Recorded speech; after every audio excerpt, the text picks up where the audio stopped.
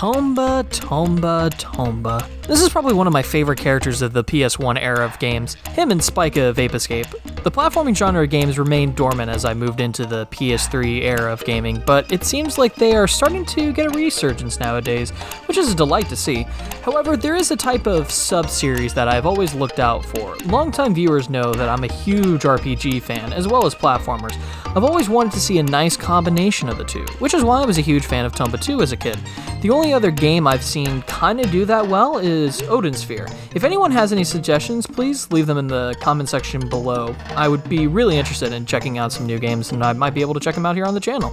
But for today, we are going to be talking about the original Tomba. Ore Tomba, Tombi? It's interesting that this game has a few different names for the titular character, but I'm gonna go with Tomba. Sounds more masculine for a feral boy than Tombi. So, Tomba 2, as much as I love this game and played this since I was like 5, I didn't touch the first game in the series till around 2011, towards the end of my high school life. I was able to get it off eBay for a decent price for just the disc itself. The jewel case I have now is just a reproduction case I got off Etsy, which the game itself was all I really cared about getting to begin with, but now it looks nice with my small, ever-growing collection. Since the game can get pretty pricey nowadays, going for almost $200, wow. While the game is pretty pricey, mostly due to the fact how limited a run this and the sequel series has. The game was developed by Whoopee Camp, led by Tokuro Fujiwara, who worked on Ghosts and Goblins, Bionic Commando, Mega Man, and Resident Evil. So the man has a very decent resume. These games were reviewed very well, however, due to poor sales of both Tomba 1 and Tomba 2, Whoopee Camp closed its doors, until 2018 when Fujiwara reopened the company. However, he hasn't done anything with Whoopee Camp other than just reopen the doors, with him as the sole member of the company. However, the newest Ghosts and Goblin game used the Whoopee Camp logo for the first time in 21 years, so maybe there is hope for the pink-haired boy.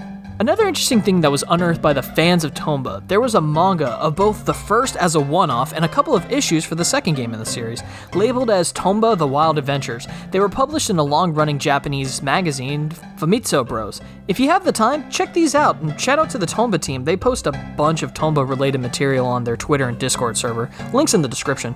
As I was writing this, I had to look up any commercials that ran for the first game, and this is just too funny. I remember the second one, but the first one was saying that America loves Tomba, and just some of these shots are so surreal. It was funny not to share here. Alright, enough hamming it up. Let's sink our teeth into this game with Tomba.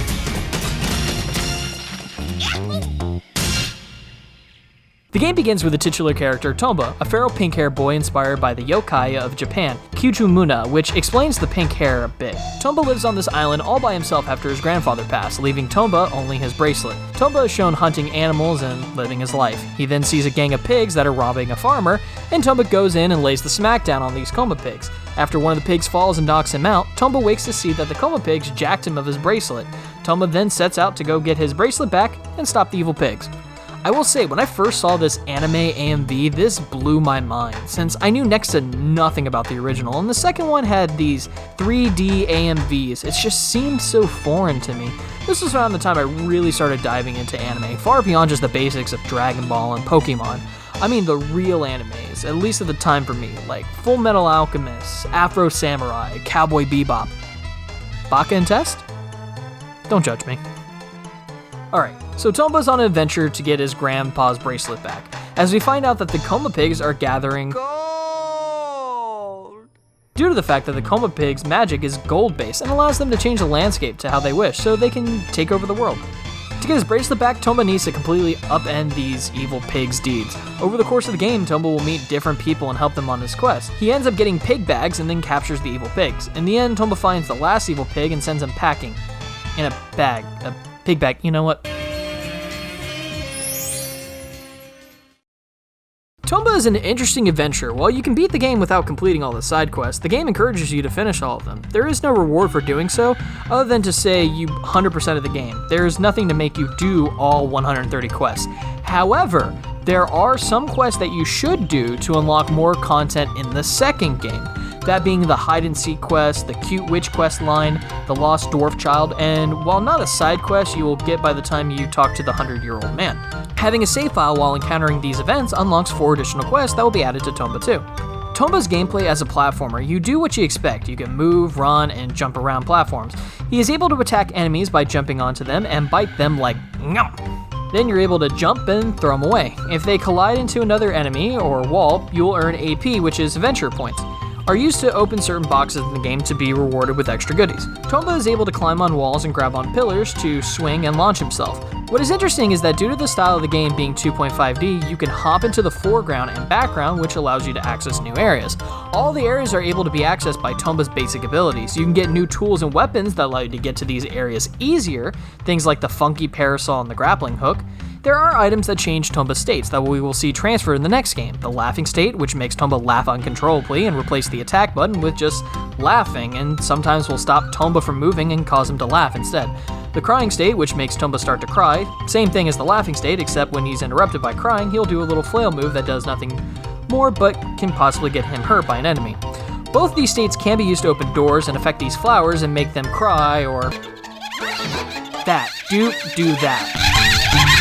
Killing enemies will fill up an experience meter for 3 separate colors that correlate to the mystic gems, which can be used once your bar hits level 10. Considering this is an RPG, you collect items needed for later. A lot of items.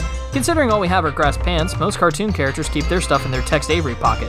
Not Tomba, nah. Like a true man of culture, he keeps everything in his stomach. I mean, to be fair, he only keeps normal things in there like change of clothes, lunch boxes, his dog, a literal tornado. I wonder how he finds anything in there. Nope. Oop, that ain't it. Aha! Here we go.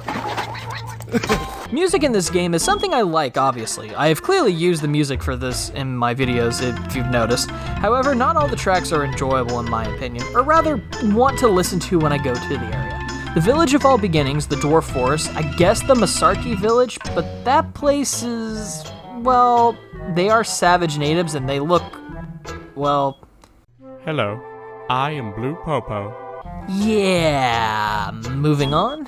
The only thing I have an issue with, and one of the first things I noticed, was right here, the lives mechanic.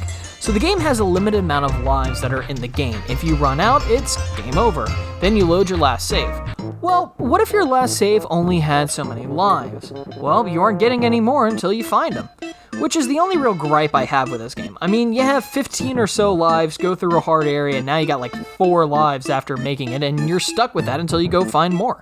I did notice one thing about how some of the areas in the game have one purpose, then you'll never go back there, which is odd, as I'll get into with Tomba 2. It was just something I noticed, and apparently that was due to time constraints, that some areas were not fully utilized. So I mean, I can't give a company gripe if they're hardly a thing anymore. Boss fights just include the evil pigs. If you find these pig bags, you can open their gates wherever they hide, because of course they wouldn't be hiding in the place they terrorized, which is smart. It's almost like the pigs were like, alright, place destroyed, time to go into hiding, taking your stuff, nerds. And then Tomba rolls up on them, grabs them, then throws them into a bag one time and leaves. It seems weird that these boss fights are some of the easiest parts of the game, including the final boss, making it kinda anticlimactic. With all that said, can I recommend this game? Yeah, I don't think you need to get a physical copy of this game, considering how absurd it goes for right now. Unfortunately, the PS3 store, last time I checked, isn't available to purchase Tomba. You also can't play any PS Classics on the PS4 or PS5 as of this video. So if you can find a way to play them online through other means, I say give them a try, until an easier form of playing these games without shelling out an arm and a leg to play these classics. Honestly, if they did come out on the next-gen consoles, I wouldn't mind buying this again. Until then, though, we are going to be going back to familiar territory with Spyro 2, Ripto's Rage. But hey, you made it to the end, so maybe you liked the video, or if not, tell me in the comment section below, and go ahead and make sure you tap that subscribe button and smack that bell to know when the next video will be out. Once again, thank you so much for watching, and I hope to see you again real soon.